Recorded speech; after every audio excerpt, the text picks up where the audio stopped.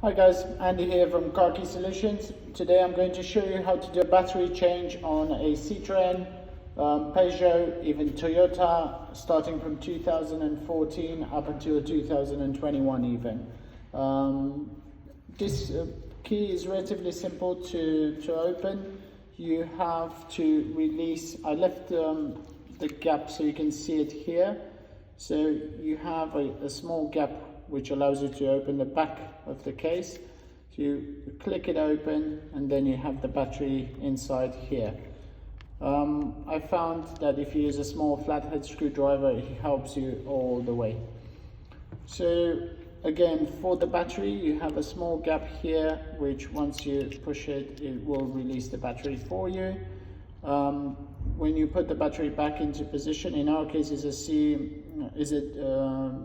CR1616. When you put the battery back into position, make sure you slide it and it goes back all the way. Okay, and then we have the cap that goes on top, the back of the case as well, and you're ready to go.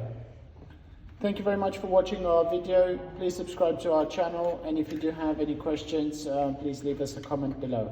Have a good day.